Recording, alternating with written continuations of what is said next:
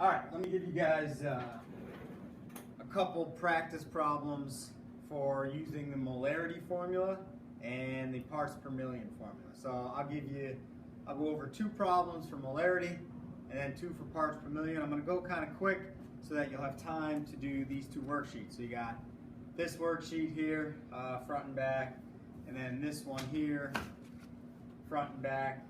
This one, really just this one circled one here. One additional announcement, varsity track will be held in the elementary gymnasium today. Varsity track, elementary gym. Thank you. All right, thank you, Mr. Galvin, for that one. So anyways, that circled problem and then these circled problems, that's really all you need to do. But I would like you to actually try and do some of these multiple choice if you have time, just for like review. All right, so those 2 worksheets you're gonna work on as soon as I'm done here. And then I'm gonna check them tomorrow, so they're homework. So here we go. So the molarity formula is molarity equals moles over liters. So if a question gives you moles and liters, it's easy, you just divide them to get your molarity. But the other type of question they would give you is they give you maybe the molarity and the liters, and you have to solve for moles. Or they give you molarity and moles, you have to solve for liters. So I'm going to do 2 of those types of problems, and then the worksheet you're going to practice more. So here's a sample problem, so make sure you write these down. So calculate the molarity, that should be a capital M, molarity of a solution, S-O-L-N is solution. Calculate the molarity of a solution containing 2.5 moles dissolved in 500 milliliters of solution. So I know I did that kind of quick, so hopefully you're writing fast here. But with this problem, you're solving for molarity, so that's going to be capital M, this one here. They give you the moles, so 2.5 goes on top, and then 500 milliliters of solution, right? Because this is liters of solution. I left that off. Remember, this equation is on the back of your reference tables. So this is liters. Well, this number is in milliliters. So before I can put these numbers in and solve, I have to convert 500 into liters. So hopefully you're good. You got that written down. So I need to do that first. So I know there's 1,000 milliliters in 1 liter. So you can set up a proportion to solve for liters here, so convert that to liters, but it's easier for this one time, okay, this one conversion, I think it's easier, take the decimal and just move it 3 places to the left. So 500 milliliters is really 0.5, actually it's 0.500 liters. We don't really need to keep the zeros there. They didn't ask about sig figs. We'll do that later. But anyway, so 0.5 liters is what that becomes. So that's the conversion there. That's important to remember. So now I'm going to plug my numbers in. Molarity equals 2.5 moles over 0.5 liters. 2.5 divided by 0.5 is, should be 5, right? 2.5 divided by 0.5? 2.5 divided by 5, 2.5 divided by 0.5, 5, yeah, because multiply by the inverse, that'd be 2 times. So 5, and now here's the key. A lot of kids want to do this. They want to go M equals 5, and they circle that final answer. There's no unit. Units go after the number. I'm a big stickler with this, kind of a pet peeve when kids do that, okay? So 5 is actually the molarity, so I need to write the word molarity, or capital M is what I really tell kids to write. So 5, capital M is the answer with the unit. You could also write 5 moles per liter. Actually, that's a bad way to write it, but 5 moles per liter. Moles per liter. That's another unit. Molarity is moles per liter, so either way. Okay, so make sure you label units on that. Okay, so there's one.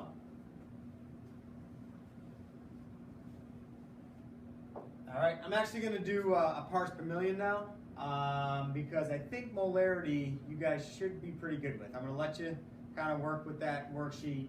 And so there's one example just to help you get situated, and then I'm gonna see how you do on the worksheet. So I'm gonna get right to parts per million. So the parts per million formula is ppm, grams of solute divided by grams of solution, and then all of that is times a million. 1 times 10 to the 6th, right? That's on the back of the reference tables. So most common questions for parts per million, you're solving for ppm. They give you the grams of solute, they give you the grams of solution, and then you just plug them in, divide, multiply by a million, okay? Most questions. Sometimes though, they'll give you the parts per million, they'll give you the grams of solution, you have to solve for this one. So I'll do 2 of those with you right now, and then that's it. We'll end this, and then you can get working on the worksheets there. So I'm gonna make one up here on the fly. Hopefully the numbers make some sense. You know what? Give me 10 seconds here.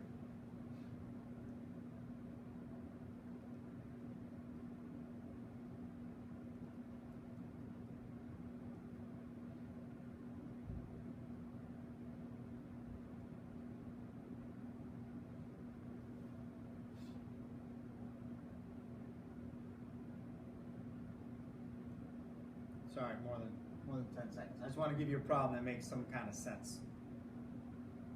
Let's do this.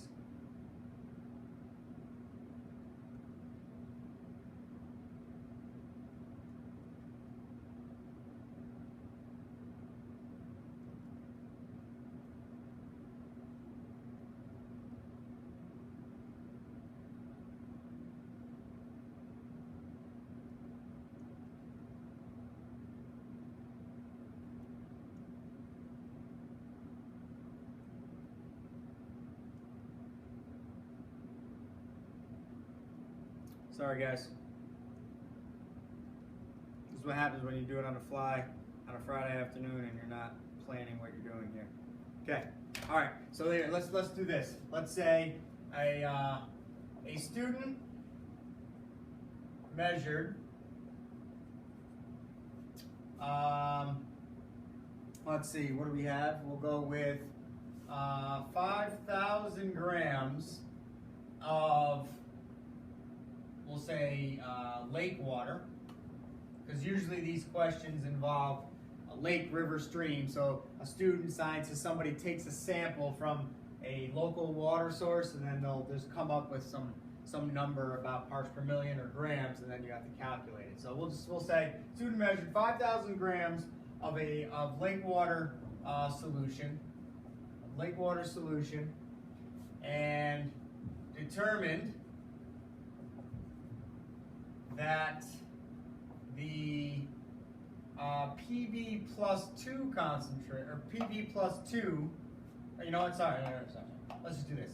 That the mass of lead, we'll say lead, in the water, or in the solution, is 0.05 grams. Calculate the parts per million. Calculate ppm. So, student obtains or measures 5,000 grams of lake water, a solution of lake water, that's 5,000 grams. And then the student determines that the mass of lead, so the amount of lead in that solution, is 0.05 grams. Calculate the parts per million of the lead, right, of the lead. Because lead would be the solute, and the solution, right here, would be the water. So we know the 0.05, that's going to be on top. That's our grams of solute. That's what's being dissolved, the lead, right? And then the water is the solution. Okay, the lead in the water, that's the solution. So the sample mass is 5,000 grams, so that's going right here. So all we have to do is divide these, multiply by a million. And that's how you get parts per million. So here's how we do it. So ppm equals 0.05 grams over 5,000 grams. So we do that first, right? Parentheses. On your reference table, they don't put parentheses. I do it just to make sure you know, you do it together. So do this first. Then you multiply this by 1,000,000. So this divided by this times 1,000,000, or 1 times 10 to the 6, or 1 E6, whatever anybody understands there. Or you can write out the 6 zeros, 1,000,000, right? So here we go, 0.05 divided by 5, 1, 2, 3. We get what this right here is 1 times 10 to the negative 5, which is a small number, but when you multiply it by 1,000,000, you get 10. 10. So the parts per million is 10 ppm. That's a unit, 10 parts per million. So the lead concentration in this lake water is bad news. Do not drink that water, don't even hang out in that water, don't even look at that water. 10 parts per million for lead is really high. That would not be good. I would say probably the standard would be like, I don't know, 2 or 1, something like that. So we don't want, or even less maybe, I don't know. But 10 parts per million of lead would not be a good thing, okay? So that's how we would do these types of problems. They give you the solute, lead, okay? Could be calcium, iron, magnesium, those are in water. Could be fluoride, could be mercury, whatever, whatever they use here, that's your solute. Should be a small number. And then the solution mass, the sample mass, that should be kind of a big number. So you should get a small number here. And then when you multiply by 1,000,000, it'll be somewhere between usually 1 and 10, somewhere in that range, on these questions. Okay, so that's one type.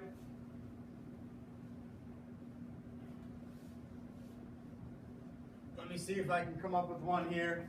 A solution with a parts per million, let's do it this way, with a concentration of 2 parts per million fluoride ions. A solution with a concentration of 2 parts per million fluoride ions has a mass of, we'll say,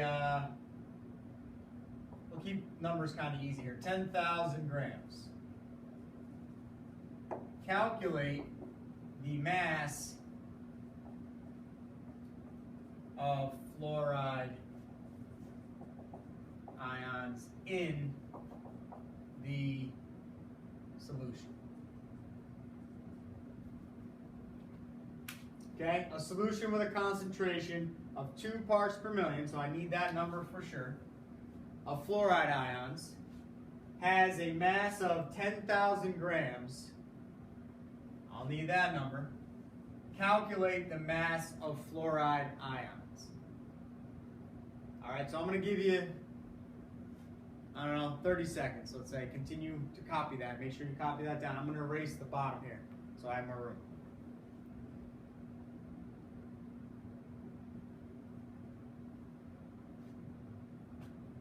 I'm near the end of the day here. Hopefully the bell doesn't ring. It's going to ring soon. If someone comes in, it's going to mess up my whole thing, because right now I'm talking to nobody.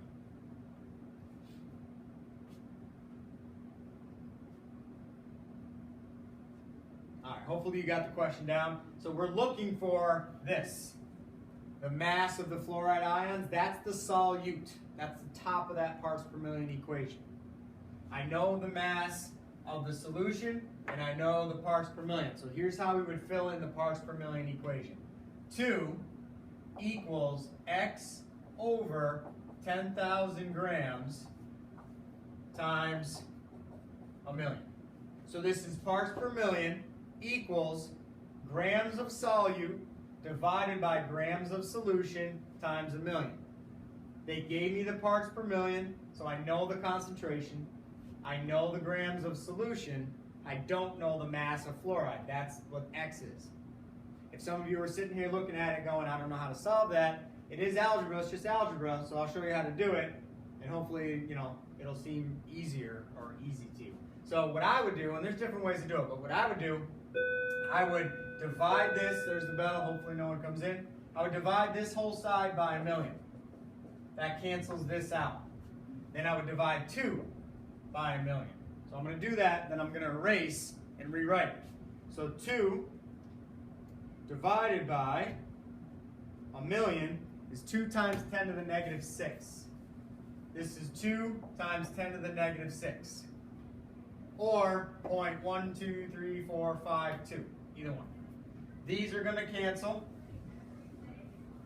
So now I have x over 10,000 equals 2 times 10 to the negative 6. Cross multiply, right, because this number is really over 1. Right, so it looks like this. Cross multiply, x equals 10,000 times that number. So really it's 10,000 times 0.00050, 2. So this number times that number. That's what we're doing here. So x times 1 is x. X equals these two times each other. So that number times, and I get 0.02. Parts per million, 0.02. Or not parts per million, sorry. What are we doing? Grams. 0.02 grams. That would be the final answer, 0.02 grams. Now see how I almost made that mistake? 0.02 parts per million. Make sure you always go back, read your question. What are you solving for, right? We're solving for grams of solute, 0.02 grams. I labeled the grams, that's the proper unit. We're not worrying about significant figures yet. Down the road, we'll talk more about that with stuff like this. Okay, so 0.02 grams. So that's how you do that. And that's it. Hopefully that was enough practice, and hopefully you have enough time to get some of these worksheets done here in class, but they're due tomorrow. All right, so I'll see some of you later because I'll be getting to school here pretty soon.